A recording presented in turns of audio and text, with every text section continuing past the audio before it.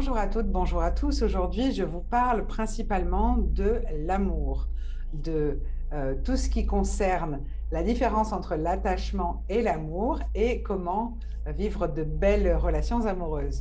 Tout d'abord, êtes-vous prêt à désapprendre tout ce que vous croyez savoir à propos de l'amour? Est-ce que vous êtes prêt à laisser ces notions qui sont partie intégrante de vos échecs amoureux de côté, juste le temps d'entendre ces nouvelles propositions de mode d'approche de l'amour? L'amour n'a pas vocation à s'approprier l'autre individu. L'amour n'est pas attachement. Ce n'est pas non plus butiner toutes les fleurs qui croisent notre route. L'amour est une énergie qui donne énormément de force, de courage, d'espace et de liberté d'être. Attacher l'autre avec une chaîne, c'est tout l'inverse de l'amour. Cela semble plutôt évident. Si nous voulons vivre une relation d'amour épanouissante, tout d'abord, il nous est indispensable d'être en amour avec nous-mêmes, au sens où nous sommes bien seuls comme accompagnés. L'autre entre donc dans notre intimité et notre atmosphère de vie en étant un tiers avec qui partager cet amour-propre qui nous anime intérieurement. D'ailleurs, pour ne pas attirer de relations douloureuses, l'équilibre seul en amont de toute entrée en relation est indispensable.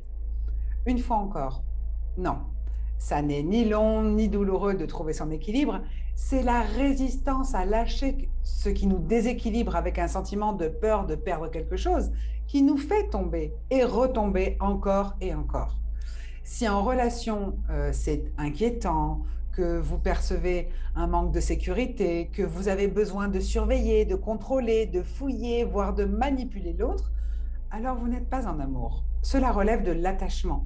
Et ça devient très vite toxique pour vous, comme pour l'autre. Tout autant que si vous acceptez ce type de comportement de la part de l'autre d'ailleurs.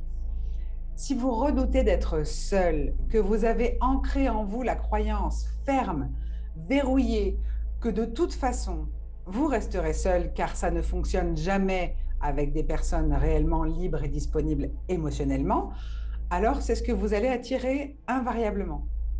En fait, notre mode de pensée, nos croyances, nos blessures sont dans la même besace.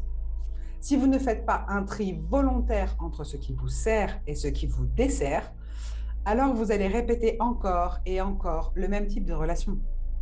Pourquoi? Parce que vous ne vous regardez pas à l'intérieur. Parce que vous attendez tout de l'autre en second, de l'extérieur. Et enfin, votre croyance fait que vous êtes persuadé d'office que c'est vous et l'échec.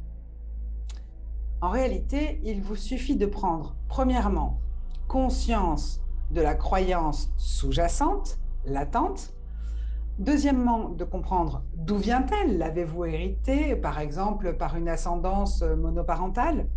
Ou bien avez-vous admis comme étant une vérité absolue un discours extérieur visant à vous blesser à un moment précis, entendu au cours d'une dispute? Tu ne seras jamais heureux en couple. Et vous avez cru à cela inconsciemment.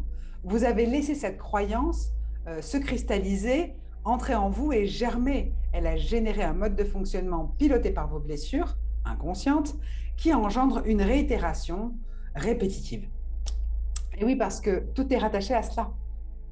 Et troisièmement, à quel moment décidez-vous fermement de changer la donne?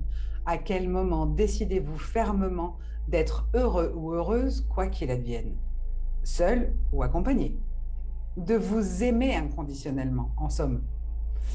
Vous attendez la femme idéale? Alors vous refusez de vous engager vraiment. Eh bien, je dois vous dire quelque chose. Vous allez perdre bien plus et souffrir bien davantage que ce que vous allez y gagner. Et ça, c'est garanti parce que cela arrive constamment.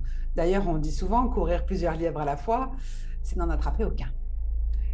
Et si vous attendez le prince charmant, eh ben, c'est la même chose en fait. Le même résultat. D'abord, le prince charmant qui sera le prince charmant pour moi ne sera peut-être pas charmant pour vous. Ce que je veux dire, c'est que chaque pot a son couvercle. Et par ailleurs, attendre le partenaire parfait, celui qui vous apportera tout, sécurité psychique, financière, un soutien, une aide, ne pourra que vous donner satisfaction ponctuellement ou temporairement. Pourquoi est-ce que je dis cela?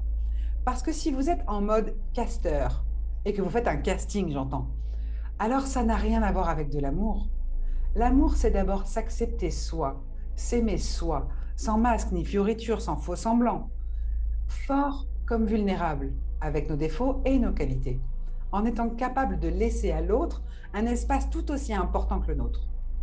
Et non en ayant des critères d'exigence qui dénotent une forme d'intransigeance, aussi bien envers soi, donc peu d'estime de soi ou d'amour-propre, qu'envers l'autre.